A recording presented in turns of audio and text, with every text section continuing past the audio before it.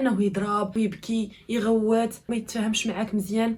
فهاد السلوكات كلها اللي تيدير الطفل ديالنا فهي منطقيه جدا وطبيعيه بالنسبه ليه كطفل. علاش؟ لانه باقي ما اكتملش الدماغ ديالو في النمو.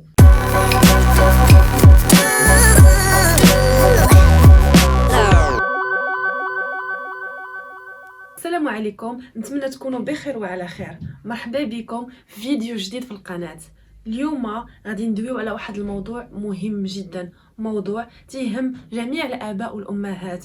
بطبيعه الحال كلنا تنبغيو يكونوا وليداتنا مزيانين ويكونوا احسن منا ويكونوا يوصلوا لهذوك المناصب اللي ما وصلناش لهم حنايا، ولكن بعض المرات تلقاو واحد الصعوبات، تلقاو مشاكل في التربيه ديالهم. اليوم في هذه الحلقه غادي نعرفوا علاش هذاك الطفل الصغير تيدير دوك التصرفات الغريبه بالنسبه لينا حنايا.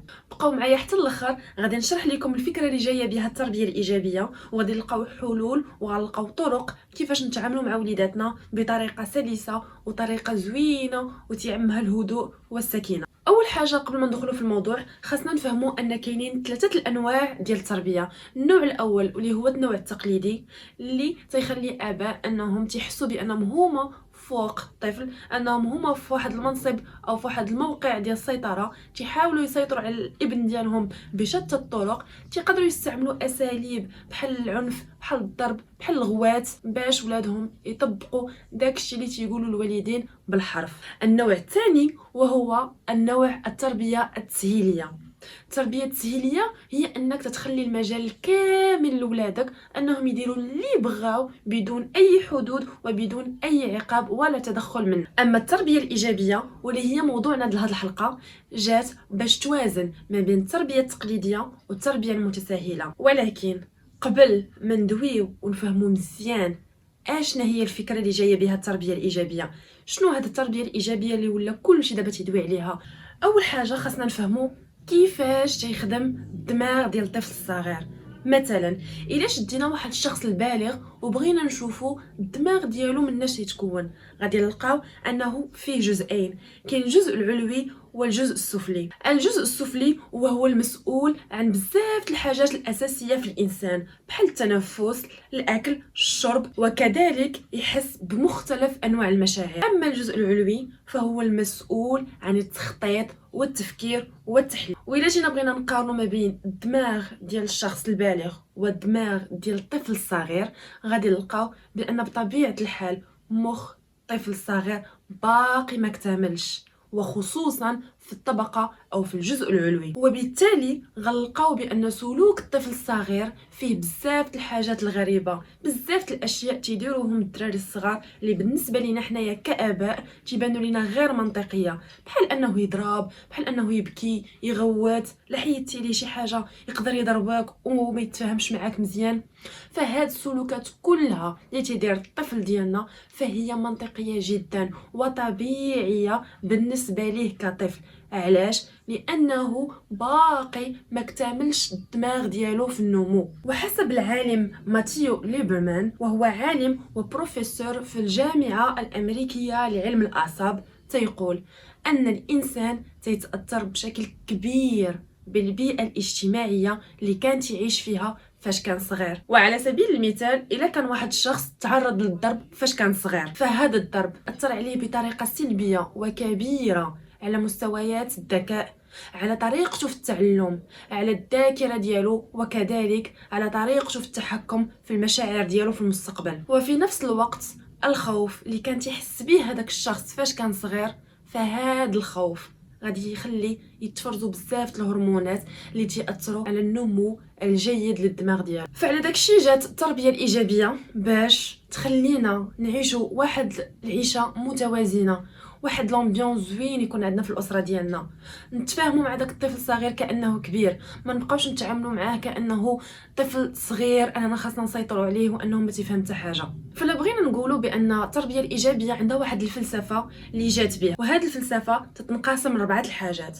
اول حاجه تتحث عليها التربيه الايجابيه وهو الارتباط. شنو هو هذا الارتباط؟ خصكم تعرفوا بان الطفل الصغير مبرمج على انه ياخذ الحنان من عند الاب والام ديالو، فكل الاساليب اللي تنستخدموا معاهم من عنف وضرب وغوات فهي تتاثر بشكل سلبي على النمو ديالهم وعلى طريقتهم في التعامل في المستقبل. هاد فكره الارتباط فهي فكره اللي نورمالمون حنايا تنديروها مع وليداتنا، اننا تنبغيوهم، انهم ديما معانا، تنعنقوهم، تنبوسوهم، تنعطيوهم الحنان، تنحسوهم بانهم هما احسن حاجه في حياتنا، ان الوجود ديالهم شي حاجه كبيره لينا. ولكن خاصنا نعطيوهم الحب ديالنا الكامل، واخا يكونوا تيديروا دوك الزبايل ودوك لي بيتيز وداك الشغب ديالهم، لانهم بطبيعه الحال هما غير قادرين على التحكم في نفسهم. الحاجه الثانيه اللي تدوي عليها التربيه الايجابيه واللي تيديروها بزاف الاباء بطبيعه الحال وهي الاحترام.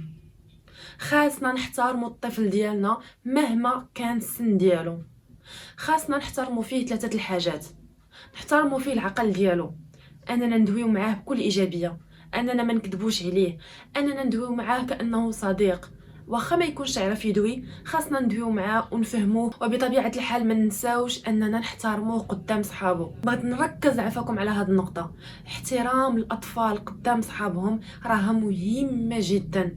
بزاف الناس تنشوفوهم انهم ما تيحترموش الطفل ديالهم قدام صحابهم، يقدروا يعيروه قدام صحابهم، يقدروا يضربوه، وهذا الضرب وهذا العنف وهذا الغوات راهم تيحرجوه. خاصنا نحترموا الجسم ديالو، اننا ما نضربوش، اننا نتفاهموا معاه، اننا نلقاو حلول للمشاكل اللي تيوقعوا بيناتنا، ونحترموا شخصيته بطبيعه الحال، اننا نعطيوه واحد المجال واحد الفرصه فين ينمي المهارات ديالو وتخليه ياخذ الاختيارات ديالو باش تكون عنده واحد الشخصيه قويه ومتزنه. والحاجه الثالثه اللي جات بها التربيه الايجابيه وهي التربيه الاستباقيه. التربيه الاستباقيه هي انك ترد البال مزيان لوليداتك، تراقبهم بطبيعه الحال وتكون سريع التجاوب.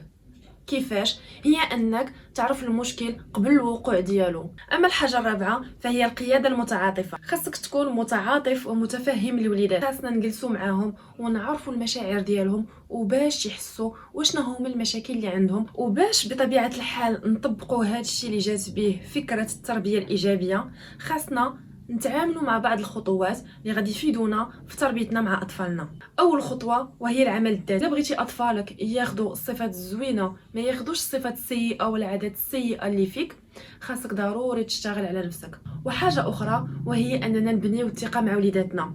كيفاش؟ خاصكم تعرفوا بان الثقه تتبنى منين تيكون الطفل باقي رضيع. فمن عمر شهر الى 12 شهر الرضيع محتاج انك تستجب ليه في كل مره تبكي فيها، وخاصك بطبيعه الحال تعامل معاه بكل الحب بكل الموده وبكل رأفه. ما خاصكش تخليه يبكي بوحدو. وهاد الحاله تنشوفها تيديروها بزاف الناس، انهم تيخليو وليداتهم يبكيو وما تنخلوهم. كاينين بعض الناس يقول لك خليه يبكي دابا يتعود ويسكت. على داكشي تنلاحظوا بان الاطفال ما تيبقاوش يبكيو من بعد، ان بعض المرات مساكن تيبكيو مره جوج صافي وتيسكتوا، لانهم فهموا بان الاب ولا الام ولا اي واحد كاين موجود في البيت ما غاديش يجي عنده. وهذا الشيء خايب بزاف في بناء الثقه ما بين وليداتنا وحنايا كآباء. وبطبيعه الحال من حد الطفل انه تيكبر في العمر وخاصنا نبنيو معاه الثقه، اننا ما نكذبوش عليه، اننا ما نخبيوش عليه شي حوايج، اننا نكونوا صريحين في تعاملنا معاه. وبطبيعه الحال واحد الحاجه اللي تنديروها حنايا كآباء اننا تنديروا الحاجه وتنبغيو وليداتنا ما يديروهاش. واحد المثال بسيط، انني انا مثلا تمشي حفيانه في الدار وتنضل نقول لبنتي لبسي الصنداله لبسي الصباط. كيفاش غادي تلبس هذاك الصباط؟ انا القدوه ديالها، انا اللي حاله عينيها عليا تشوفني ما لابساهاش. فلهذا نتفاداو عفاكم نديروا اي حاجه بغينا وليداتنا ما يديروهاش. نحيدوا دوك السلوكات ودوك العادات الخايبين اللي فينا. خاصنا نكونوا مؤمنين بقدرات اطفالنا، عمرنا نهددوهم، ديما نمدحوهم، ما نجرحوهمش قدام الناس ولا قدام صحابهم، واننا نتكلموا معاهم ديما ونكونوا مستمعين جيدين. كيفاش؟ وليداتنا غادي يجيو عندنا، يقدر يكون ولدك ولا بنتك باقي ما تعرفش يدوي، ولكن غيجي عندك وغادي يحاول يدوي معاك وغادي يحاول يشرح لك شي حاجه يقدر انت ما فاهماهاش، فسمعي ليه حتى الاخر وحاولي تبيني ليه بانك راك فهمتيه وبانك راك غاده معاه في السيناريو اللي تيقول، باش حتى هو الا كبر ولا من بعد غادي الا هضرتي معاه غادي يسمعك وغادي تصنت لك مزيان وغادي يحاول يفهم شنو باغا تقولي ليه. فمن حد الطفل ديالنا تيكبر وحنا خاصنا نخليو ليه واحد المساحه ديال الحريه، خصوصا في سن المراهقه، هاد السن الحرجه اللي تيدوزو منها كاع اطفالنا. خاصنا نحترموا خصوصيتهم، مساحه حريتهم، وكذلك خاصنا نحترموا كلامهم. ما خاصناش نحتقروا داكشي اللي تيقولوا، والا شي نهار اختلفنا مع الراي ديالهم فنختلفوا بطريقه حضاريه. ففكره التربيه الايجابيه جات باش تبدل هذاك المفهوم ديال العقاب عندنا، جات باش تبدل العقاب بالتهذيب. خاصنا نفهموا بان العقاب تيخلي ان الطفل ديالنا يعاني من المشكل اللي دار، وفي الاخر ما تلقاوش حلول لهذه المشاكل، في حين ان التهذيب تيخلي ان الولد ولا البنت يفهموا المشكل اللي داروا وتتحاول تلقى معاه الحلول وتتفهم علاش دار هذا الشيء. خاصنا نحاولوا نقترحوا على وليداتنا مثلا الا دار واحد السلوك سيء نحاولوا ندويو معاه، نقولوا له اشنا هو الحل لهذا السلوك اللي درتي، علاش درتيه. وبهذه الطريقه غادي نكونوا حلينا المشكل مع وليداتنا بدون اي عنف ولا ضرب. عارفه بطبيعه الحال هاد الخطوات اللي جايه بها التربيه الايجابيه فهي غادي تجينا صعيبه نطبقوها. الله يحسن العوان. كلنا كآباء عندنا التزامات، عندنا مسؤوليه كبيره على العاتق ديالنا، اننا نربيو وليداتنا، اننا نوفروا لهم داكشي اللي قدرنا، اننا نقريوهم قرايه مزيانه. ولكن راه تنساو اهم حاجه، تنساو اننا نربيو وليداتنا بطريقه مزيانه، نحاولوا نتقربوا من وليداتنا، نعطيوهم الوقت. خاصكم تعرفوا بان الوقت اللي تنعطيو لوليداتنا راه ولا قليل، راه ولا قليل لدرجه اننا ما بقاش عندنا الوقت ليهم. خاصنا نحاولوا كل نهار وفي نفس الساعه اللي قدرنا نجلسوا مع وليداتنا هذيك 10 دقائق ما فيها باس، ندويو، نلعبوا، نحيدوا التليفونات من حدانا. خاصنا نبينوا لهم باننا متفرغين تماما ليهم، ان حتى حاجه ما شغلنا في الدنيا عليهم. وانا كمثال، حتى انا بحكم انني كنت نتعامل مع بنتي بشده، نقدر نتعامل معها بعض المرات بعنف، نغوت عليها، نضربها بعض المرات، ولكن هادشي كله، هاد التعامل السيء ديالي معها ما كانش يدير شي نتيجه مزيانه، كان بالعكس عاد ما تزيد هي تعصب وتتقدر كاع تضربني وتغوت عليا وتتعامل معايا بنفس الطريقه اللي تنتعامل انا معها. فقررت انني نبدل من نفسي. صراحه كان صعيب عليا انني نبدل، كان صعيب عليا انني ندوي بشويه، انني ما نتعصبش، انني نحبس هذاك العصاب اللي فيا وما نخرجوش فيها. فالحمد لله اليوم قدرت انني نتفاهم مع بنتي بطريقه زوينه، بطريقه سلسه، اننا ما نتعصبوش على بعضياتنا. نتمنى نكون فتكم في هذه الحلقه، نكون عطيتكم بزاف المعلومات اللي غادي يفيدوكم في علاقتكم مع وليداتكم، نكون وصلت لكم المعلومه بكل بساطه. اخيرا الى عجبكم الفيديو ما تنساوش تبارطاجيوه مع الناس اللي تتعرفوا. خليكم على خير وموعدنا فيديو جديد ان شاء الله. سلامه.